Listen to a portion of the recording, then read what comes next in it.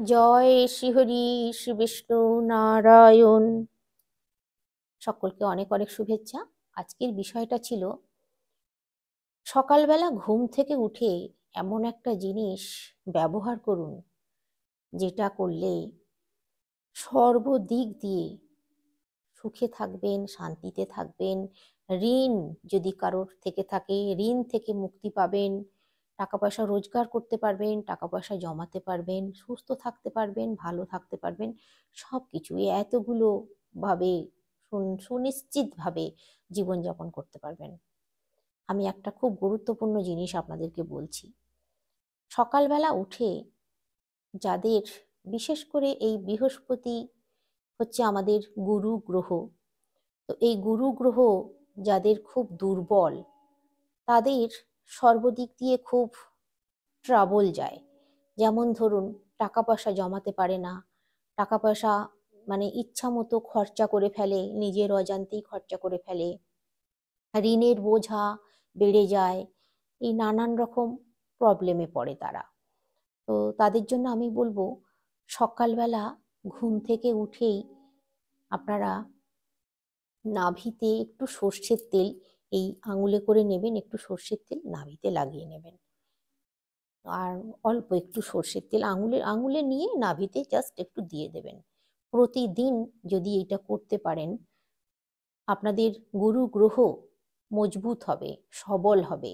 আর আপনাদের এই যে সমস্ত সমস্যাগুলো চলছে, সেই সমস্ত সমস্যাগুলো দূর হয়ে যাবে। বেশ কিছুদিন আপনারা এইভাবে করুন, দেখবেন দূর হয়ে যাবে।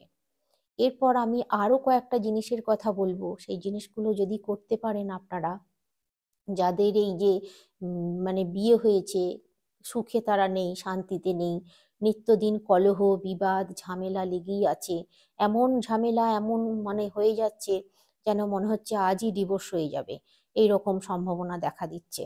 তারপর সংসারের মধ্যে কলহ বিবাদ, সবাই সব মানে কেউ কাউকে সহ্য করতে পারছে না, সব সময় ঝগড়া অশান্তি যেন পিছন ছাড়ছে না, লেগেই আছে, সামান্য কারণে মানে লেগেই যাচ্ছে। এরকম হচ্ছে। বাবা মায়ের সঙ্গে মিলিয়ে চলতে পারছে না, বা বাবা মাও ঠিক মানে মানিয়ে নিয়ে চলতে পারছে না, আপনারাও মানিয়ে নিয়ে চলতে পারছেন না। মানে সংসারের মধ্যে ভীষণ ভাবে মানে জর্জরিত হয়ে যাচ্ছেন, মানে সংসারের সমস্যায়।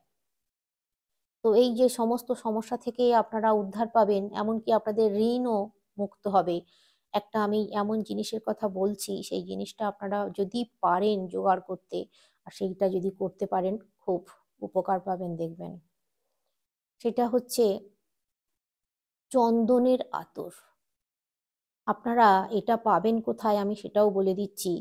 এই চন্দনের আতরটা আপনারা পাবেন কোনো দশকর্মা দোকানে।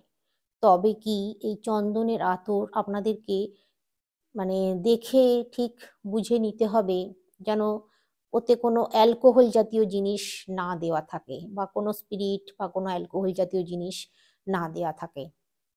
সেটা কিন্তু আপনাদের দেখে বুঝে নিতে হবে। নিয়ে ওইটা আপনারা করবেন কি, স্নান করবেন। স্নান সারার পর আপনাদের ইষ্ট দেবতার কাছে, আপনারা আপনাদের যেখানে ঠাকুর ঠাকুর আছে, ঠাকুরের ব্যবস্থা রাখা আছে, সেখানে আপনারা স্নান করার পর নিষ্ঠার সঙ্গে ভক্তি ভরে ঠাকুরকে, যদি আপনার কাছে নারায়ণ থাকে আপনাদের বাড়িতে, বা গোপাল থাকে, বা আপনার যারা আছে, যে দেবতারা আছে, তাদের সামনে দাঁড়িয়ে, আপনার ইষ্ট দেবতার সামনে দাঁড়িয়ে আপনি মন প্রাণ ভরে নিষ্ঠার সঙ্গে প্রণাম করবেন। প্রণাম করে ওই চন্দনের আতরটা নাভিতে লাগাবেন, না মানে নাভিতে তিলকের মতো করে নেবেন, নাভি মূলে আর কি আমি বলছি, করে নেবেন। ওটা করলে কিন্তু দেখবেন এই যে সমস্যাগুলো আপনারা ভুগছেন না, এই সমস্যাগুলো থেকে বেশ কয়েকদিন করবেন আপনারা। এটা কিন্তু করবেন, এই চন্দনের আতরটা আপনারা প্রতিদিন লাগাতে পারেন, তবে বৃহস্পতিবার দিন অবশ্যই। কিন্তু যদি প্রতিদিন নাও পারেন, প্রত্যেক বৃহস্পতিবার বৃহস্পতিবার এই কাজটা করবেন। আর কয়েকটা মোটামুটি গোটা সাতেক বৃহস্পতিবার করার পরেই দেখবেন আপনারা আপনাদের সুফল বুঝতে পারছেন। এটা ছেলে মেয়ে নির্দ্বিধায় সবাই করতে পারেন, কোনো অসুবিধে নেই। আর যদি আপনারা এই চন্দনের আতর জোগাড় করতে একান্তই মানে অক্ষম হন, তাহলে করবেন কি, হলুদ, কিন্তু হলুদ ওই যে বাজার থেকে প্যাকেটে যে হলুদ, ওই হলুদ হলে কিন্তু চলবে না, কারণ ওতে অনেক সময় লঙ্কার গুঁড়ো মিশে যায় বা জিরের গুঁড়ো, ধনের গুঁড়ো মিশে যায়। কেননা ওটা তো একই মেশিনে লঙ্কাও ভাঙাচ্ছে, হলুদও ভাঙাচ্ছে, জিরে ধনে সবকিছু একটা মেশিনেই হয়তো ভাঙাচ্ছে দেখতে পাওয়া যাবে। তো যাই বা হোক, তো সেই কারণের জন্য এই হলুদের যে প্যাকেট হলুদ পাওয়া যায়, ওই প্যাকেট হলুদটা হলে কিন্তু একটু অসুবিধা আছে। প্যাকেট হলুদ নিলে কোনো কাজ হবে না, কোনো সুফল পাবেন না আপনারা।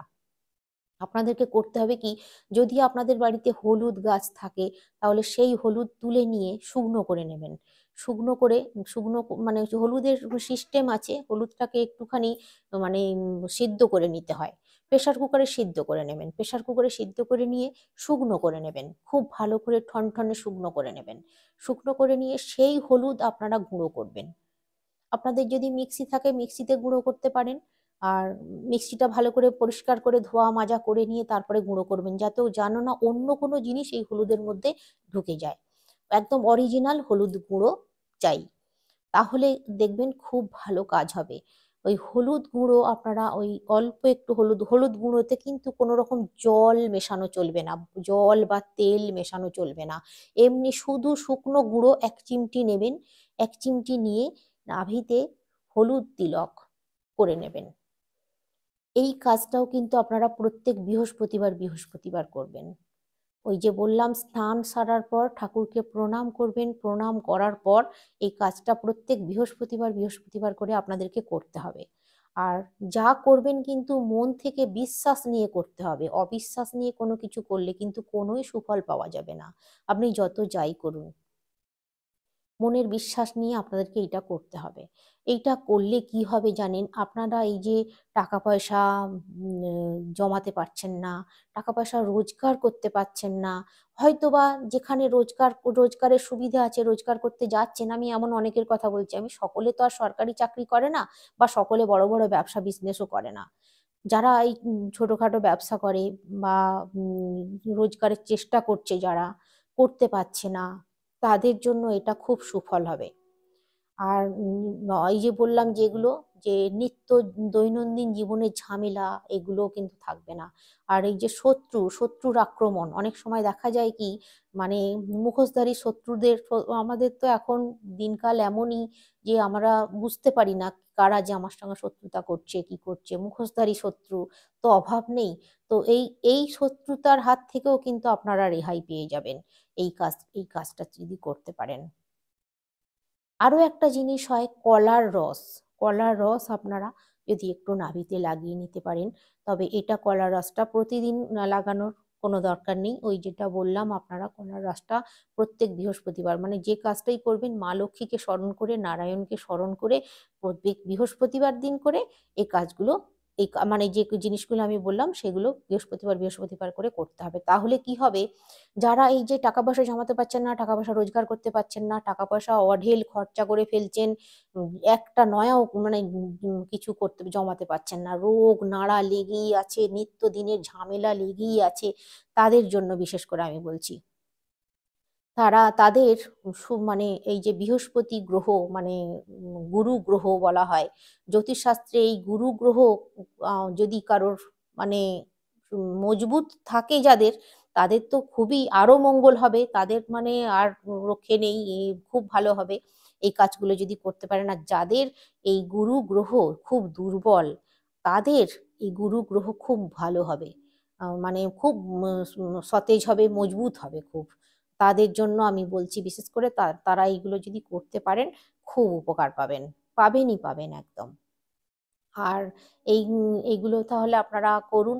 আগামী দিনে আমি আরো অনেক কিছু জিনিস নিয়ে আসছি, যেগুলো আপনাদের উপকারে লাগবে। আমি জানি আপনাদের ভালো ভালো হবে, আপনাদের মঙ্গল হবে, ভগবানের কাছে, ঠাকুরের কাছে সেই প্রার্থনাই করি। আপনারা সকলে সুস্থ থাকুন, ভালো থাকুন, এই শুভেচ্ছা জানাই সকলকে। নারায়ণ শ্রীহরি শ্রী বিষ্ণু নারায়ণকে জানাই, আপনারা সকলে হাসি মুখে থাকুন, ভালো থাকুন, সুস্থ থাকুন।